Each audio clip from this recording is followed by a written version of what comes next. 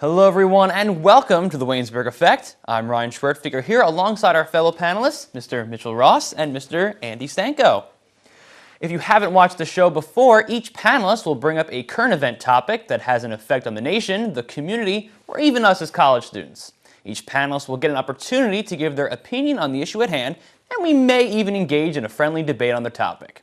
Now, while we all have our own opinions, we do our best to make sure that what we say is backed up with facts so that you, the viewer, can not only be more informed, but also capable to form your own opinions on how the topics we discuss affects you, your family, and your friends.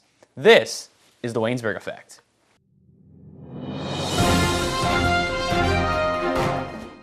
As I said in the opening, we would like to welcome our newest panelists for this season of the Waynesburg Effect, Mr. Andrew Stanko and Mr. Ross. So welcome to the both of you guys. Now, without further ado, we should start off with our first topic of the evening with Mr. Andy Stanko. Andy. Thank you, Ryan. I want to go down to Irving, Texas for our first topic, where last week 14-year-old Ahmed Mohammed brought his very own homemade clock to school. The high school freshman wanted to show one of his teachers his work at school, but instead his work was mistaken for a bomb, and he was let out of his school in handcuffs. The police found him uncooperative because when questioning him, he told them it was simply a clock. But once officials had the opportunity to examine the device, Ahmed was freed at once, and there's been a groundswell in support through social media and by technology companies encouraging Ahmed to continue his work with science and technology. Now, I picked this issue because I see a number of talking points, especially xenophobia, education, and the role of media and social justice. And really, I want to open it up with these statistics for you, Mitch. America nowadays isn't the leader when it comes to math and science, especially science, where we are with Ahmed. In a study in 2015, BBC reported that America finished 28th out of the 76 countries surveyed in science and math. And really, this is a student taking this upon his own initiative and going out and trying to do something good, succeeding in building his own clock. What does this say about our educational system responding and reprimanding Ahmed for coming in and taking the initiative and making a step forward? How many freshmen are out here actually doing this, taking these strides in science? It's a terrible thing to say about the education system, and I think a lot of it, the way they handled it was just terrible. But I think it has to go back to the issue of the xenophobia like you were talking about. We'll let Ryan get into that in just a minute, but I think I'm going to look at this from a broader perspective. It was handled poorly by the school. It was handled poorly by the Irving Police Department. For example, the officer, James McClellan, told the station that the news station covering, they attempted to question the juvenile, and it was, all the juvenile kept saying was it was a clock. Well, I wonder why the juvenile said it was a clock, because it was a clock. This guy is, this 14-year-old Ahmed is showing initiative. He's building a clock. He takes it to school. He's so proud of his work. He shows his teacher, and he gets arrested. Now, I thought this was America, a free nation where you could be, show your ingenuitive spirit and make things and do this, just great things. And now this kid's doing that and being punished for it. This doesn't make sense to me at all. Another thing I wanted to hit on is how the police department handled this, and again with the school. Ahmed's father didn't hear about this until Ahmed was already at the police station. The school didn't even call and tell the boy's father that he had been arrested.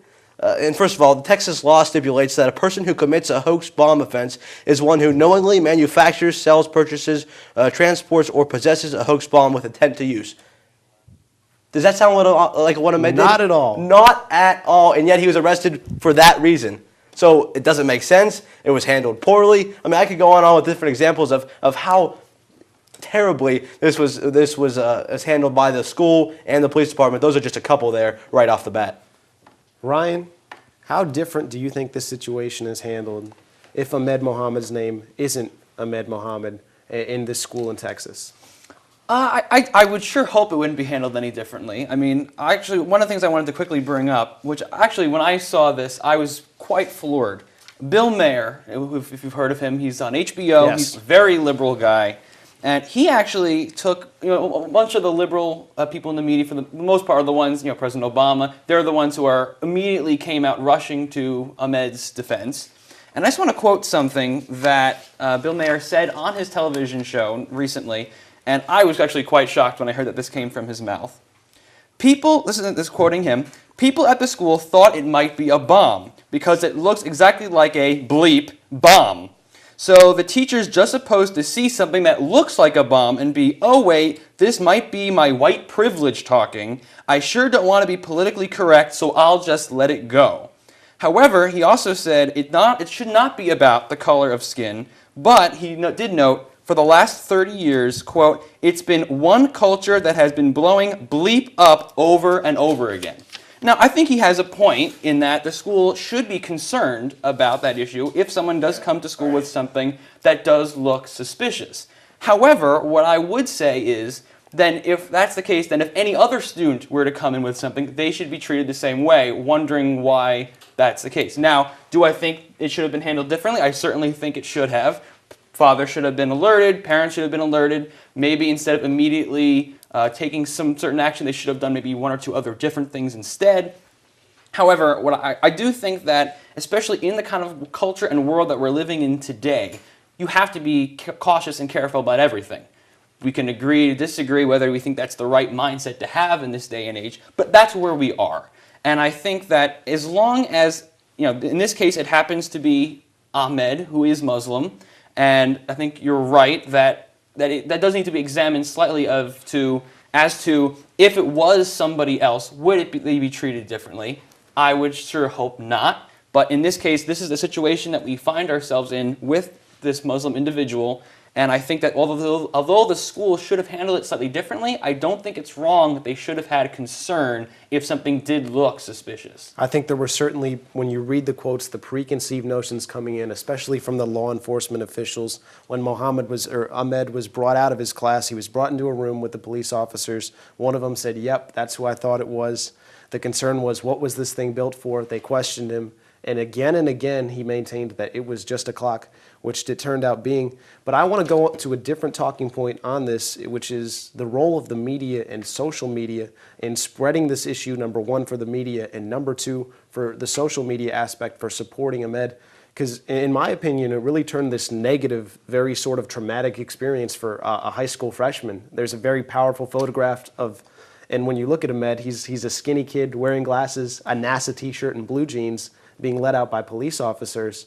You see that picture, that's traumatic, and really with all of the backup that he's received and support, I think it's really turned into a net positive. President Obama has reached out, some titans in technology have reached out, Mark Zuckerberg has reached out, Microsoft has sent him some things. I think this is really the good side, and so many times on the show, even last semester, it's like, what is the role of the media in terms of something negative? I think it turned this net negative this negative into a net positive because of the role of the media and social media. I definitely agree with that, Andy. We hear so many times in today's day and age that social media is being used negatively and there's all these cons to it. But I think that this situation is a definite example of a pro of social media. Just look at it, you mentioned it. President Obama tweeted at Ahmed, and he said this, "Cool clock, Ahmed. Want to bring it to the White House? We should inspire more kids like you to like science, and it's what makes America great." Now, how cool is that? The president tweets at you and gives you that recognition. You wouldn't have that without social media. So that is a great way of people being able to say, hey, I don't like how they handled this, but let's support Ahmed through it anyway. And the hashtag #IStandWithAhmed had more than 100,000 tweets by the end of that day. So, I mean, how awesome is that? That this is an outlet by which people can support Ahmed, and it's being done. Well, I think also kind of going off of that point, bringing up the question that you brought up earlier as if the guy's name wasn't Ahmed and it was someone else, would it have been different? I think I would ask the same exact question here too. If it was a white male, let's just say, and this happened, would a person get a shout out from the president? Would the media be covering it as much as they are? I think you have to look at it the other way as well. So, I mean, definitely it's going to turn out that there's still a lot of things that are coming into play with the story, and I think we'll have to see what's going to wind up happening with Ahmed. Maybe he'll get a job offer somewhere as well, so we'll figure out. But thank you for bringing this to our attention, Andy. It's definitely a hot topic in the news. Coming up next, we're going to discuss the controversy surrounding comments made by The View co-host about nurses that has landed them in some hot water. We'll be right back. Morning, Gary. We are GetSchooled.com. You want a college education, don't you? Gary, financial aid forms. Biology homework, G. Picking a college, man. You and us go together like tacos and Tuesday. And I love tacos. Welcome back to the Waynesburg Effect. Last week, Michelle Collins and Joy Behar, co-host of ABC's popular talk show, The View, made fun of a contestant competing in the Miss America pageant. Miss Colorado, Kelly Johnson, who came out dressed in her nursing scrubs for the talent competition, gave a stirring monologue about the nursing profession and one of her patients. The View is lauded as a show that supports women, but then their host makes statements which degrade the nursing profession and the woman in the pageant. In light of the comments, Johnson & Johnson and Eggland's Best Eggs have pulled their advertisements from the show. Collins and Behar reluctantly apologized, but in the minds of many, the damage is already done. Bigger picture questions have emerged from the story, such as, do public figures owe public apologies when they either misspeak or offend people? And do what these public figures say even matter? Ryan, I'll start with you. What are your thoughts on the story, and do you believe that Collins and Behar deserve the backlash that they've received? Well, I think so, especially given that The View is all women who are on the show, and they are going with that kind of philosophy in the show of promoting women's issues. They want to talk about things that are going on in current events and politics and whatnot from the woman's point of view. So I think that it definitely was warranted that maybe that you were attacking a woman and they're going to get a backlash from that. I think it's funny how you brought up the point as to whether that was warranted, that they should deserve the backlash, and have Johnson & Johnson and Eggland's Best Eggs pull their advertising from the show. And the first thing that came to mind when I was reading the story is kind of exactly what happened with Donald Trump when he made his comments with Mexicans and immigration about that all the Mexicans who are coming over the border are rapists, I believe is what he said. And he took quite a bit of flack for that. Macy's pulled out his clothing line. The NBC kicked him off The Apprentice, and now it's Arnold Schwarzenegger, which should be interesting. But anyway, and I think Donald Trump. Yes, he's a presidential candidate, a lot higher than I would say than people on The View are. But he's a big, well-known figure, and he had things happen to him because of the comments he made. I don't know. There shouldn't be a double standard. If the comments were offensive by the women from The View, they should get backlash from that, and then it's up to them to figure out what they want to do. Do they want to apologize? Do they want to issue a statement? What they want to do, that's fully up to them. Absolutely. Andy, what are your thoughts on this story as a whole? And also, I'd ask you the same question. Do the co-hosts of The View deserve that backlash? Well, when you got to take into account when you're looking at The View and the season that they're in, you've got 3 new members of The View. This is a show that's been around for years. It was around in the 90s. It's one of the longest running daytime television talk shows. And it really, as you mentioned, Brian, caters towards a female audience. And a lot of times they're going to take on topics like outside of perhaps The View and the people who are actually in the Miss America contest. I'm not sure who cares more. That's part of their programming. That's their job to talk about it. To me, it really just was a case of not understanding the context, not knowing about Miss Colorado and the fact that it wasn't just her getting dressed up, which was what they were partially poking fun at. What is she doing with that stethoscope? Right. I'll ask you guys this. We're on a college campus. Who are the busiest people all the time, generally speaking? It's the nursing majors. Absolutely. It's the nursing majors that have the Saturday morning classes, that have to go to Pittsburgh to work in their professional environment. Those are the ones that really have to grind. And Miss Colorado is one of them. Yeah. She's a great spokesperson for registered nurses across the country, and she's getting a national audience to do this. She graduated from Grandview University in Iowa as the top nursing student in her class. She isn't some schmuck who just put on some scrubs to try to get. She is someone who's been out there, who's put in time, who's lived it. And where The View, there's certainly places where they want to be funny, especially even jokes at other people's expense, and that's fine. That's how the show has been since '97. That's how the show is going to continue to be. And fortunately, Miss Colorado is really cool about this whole ordeal, but you really need to learn to pick and choose your places if you're the hosts on The View, because you have an obligation to your audience and, more importantly, your network and your sponsors to be compelling in a positive fashion, which is where The View sort of came off the tracks. Absolutely, and I think this is one of those cases where, like you said, Andy, they're trying to be funny, but it comes off as totally insensitive. You mentioned the comment about, why does she have a stethoscope on, or, why is she dressed up like a nurse and just talking? Like, what's the talent about that? Did you hear what she had to say? These co-hosts obviously either did not watch the actual monologue and hear the stirring story about the story of Joe, an Alzheimer's patient that Kelly Johnson had, and if you hear that, even if you don't agree with, oh, maybe she's not singing or dancing like a talent show should be, you can hold that comment back and think about what she actually said and say positive things about the story as a whole. Something we talked about last segment with the Ahmed story is the social media response. There was a similar social media response, and there's 40,000 times in the past week after this happened, the hashtag Nurses Unite was used. So Ryan, I'll ask you a little bit again. It's kind of the same question we talked about before. Is that a good outreach on social media to defend the nurse? And what do you think about the use of social media in this situation? Well, I certainly think, if people wanted to express their displeasure and let the people from The View know that they were unhappy with it, of course, then you use the hashtag, whatever it is. However, I do think, kind of going off of that, maybe something they could have done is, since, the show is appealing to women, of course, as we all agreed on that. However, I think also at the same time, maybe if they wanted to be very inclusive and kind of maybe expand that a little bit, there are male nurses too, and I think some of those tweets were from male nurses who were saying, hey, look, I'm not competing in Miss America anytime soon, but it offended me as well that you're making these kind of comments about people who are in our profession. And I think maybe that could be something they could do as well to expand their base a little bit. Maybe bring in a male nurse and say, hey, look, you matter too. What you do is very important as well. And I think that, expressing displeasure over Twitter, Facebook, social media in general, that's fantastic. But then the question is how many times do we see these things happen about social media, and then all of a sudden they kind of just disappear in a week, 2 weeks, etc., and then nothing really changes. So I think use it until maybe they do apologize or they do suffer the consequences of what their remarks were, and then I think you just have to forgive and move on. And I do want to touch on apologizing. Really, when you're a public figure and you do choose to apologize, I think a couple things are important. The sincerity of the apology. The reason that things are taken so seriously that slip out is the perception is that's what that person really thinks.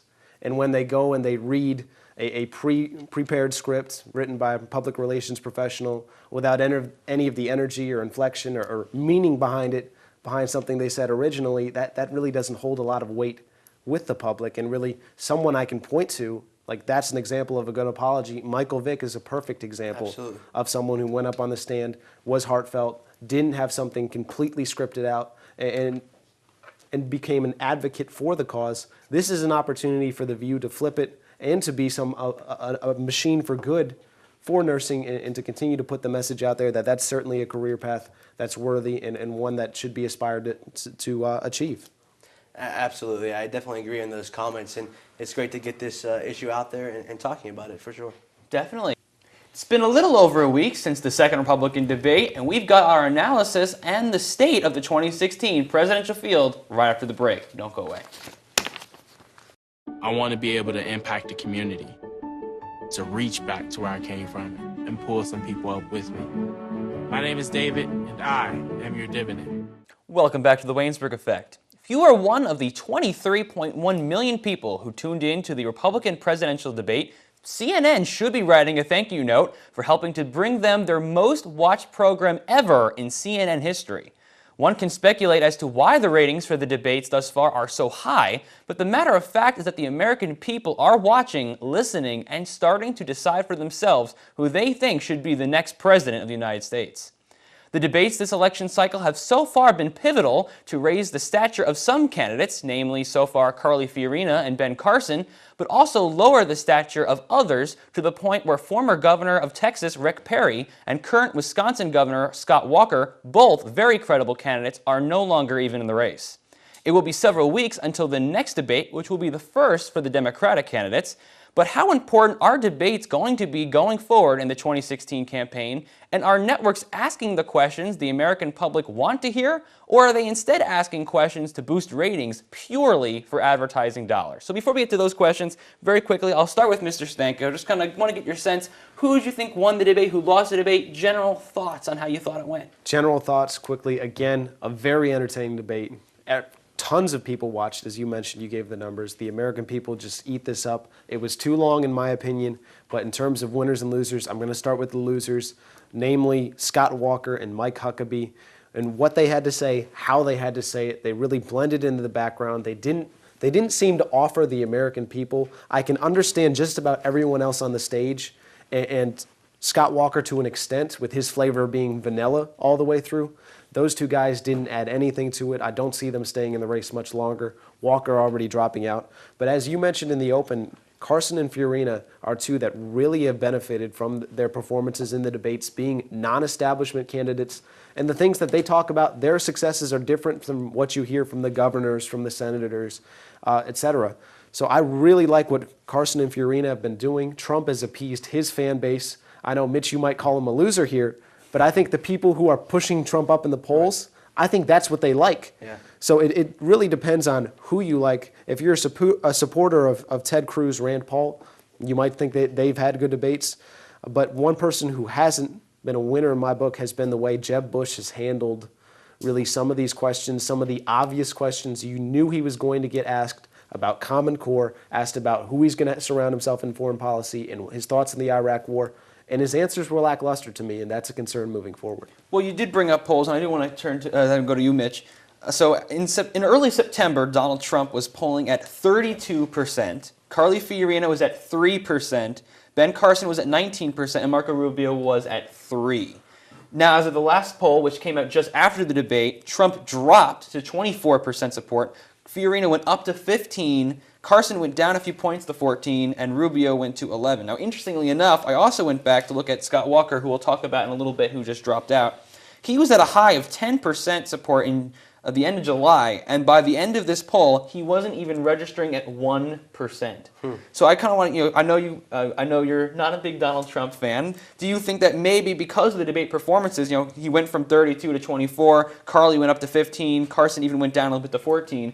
Do you think that the debates have helped those candidates and maybe might shed light on some other candidates who haven't had as much talking time yet? I would definitely say that's the case. I think with a year out until the actual presidential election, I think there's so much time to shape and mold Americans' minds. And I think that these debates are really all we have right now. So I think they're going to make a big difference in the polls. I agree with some of the points Andy made about Dr. Ben Carson and Carly Fiorina. I think they did really well in the debate. And you've seen that kind of non-establishment candidates, if they do well in the debate, plus the fact that people kind of like that idea already, their ratings are going to go up in the polls. Real quick about Fiorina, in kind of a sports rankings mentality, I always have this top 5 candidates in my mind. Fiorina jumped into my top 5 with her performance in the debate. She dominated that first hour when viewers are at their freshest. That's what they're going to remember the most, probably, the beginning and the end.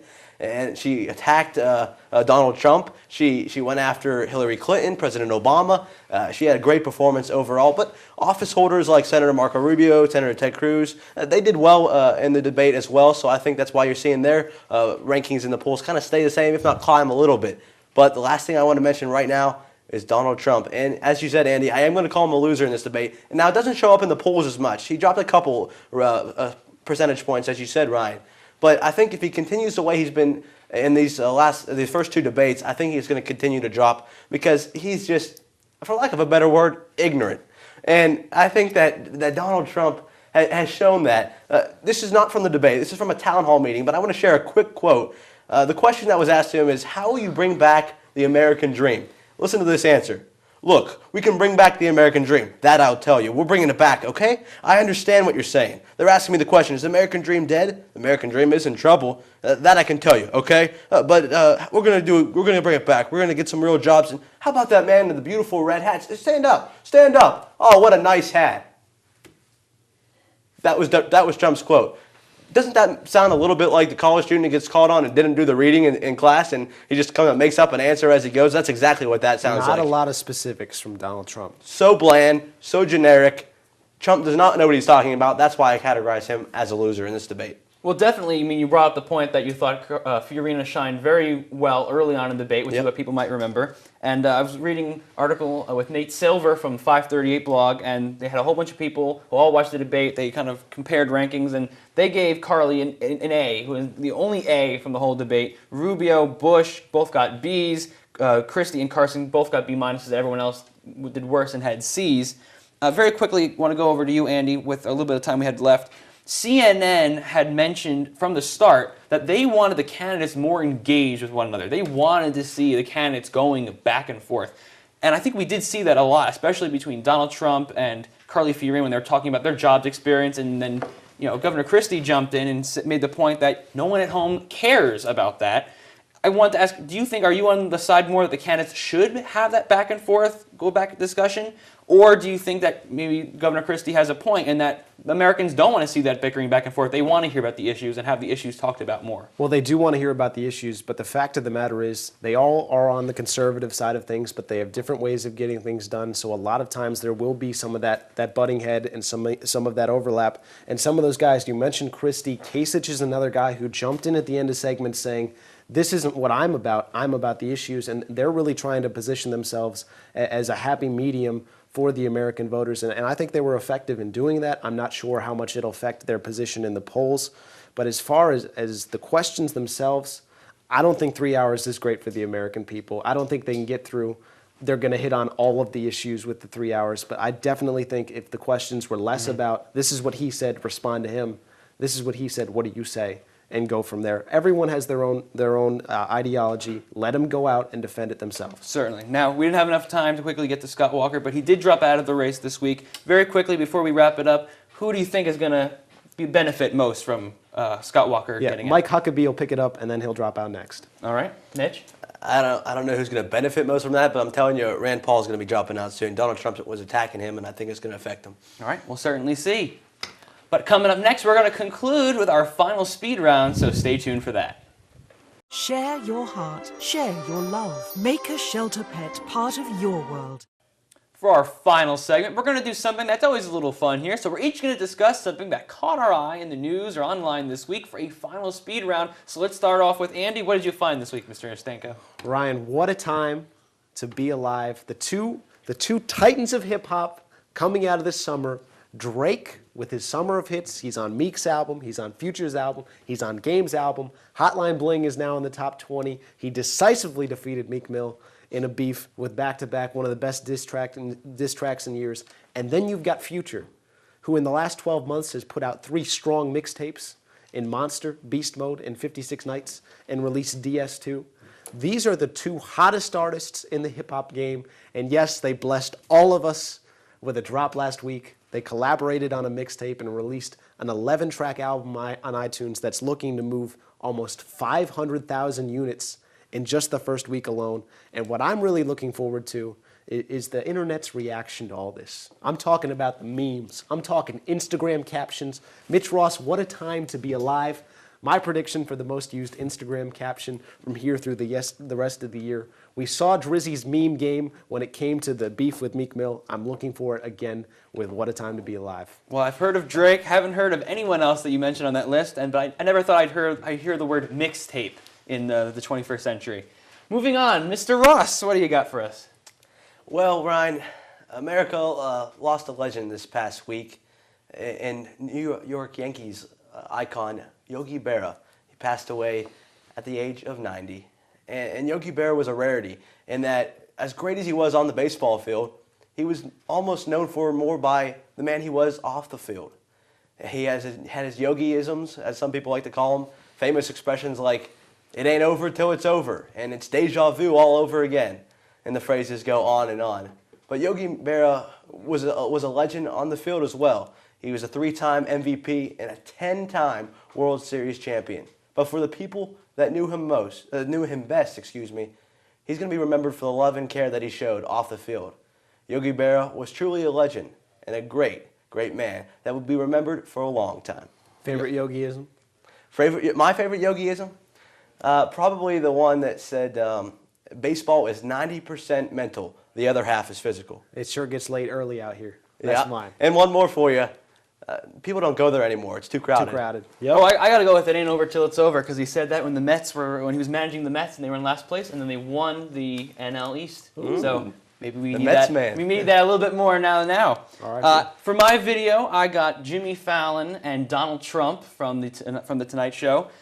Jimmy Fallon did one of his famous segments where he talks to someone in the mirror, so he kind of came dressed as Donald Trump with Donald Trump actually there in the mirror having a conversation. It's pretty funny. It's got millions of views already on YouTube, and I got to give Donald Trump credit for going in and getting made fun of, especially with his big ego and personality he has, and I think that's good to kind of try and at least maybe potentially humble himself a little bit. That's sort of endearing to American people and voters who already like his persona of being sort of abrasive, but also being able to make fun of himself. That's a plus. I'll have to check that out. Absolutely. We should take a look. I love Jimmy Fallon, so it's probably some funny stuff. Definitely, for sure. And that wraps up the Waynesburg Effect for today. Thank you for joining us, and we'll see you next time right here on the Waynesburg Effect.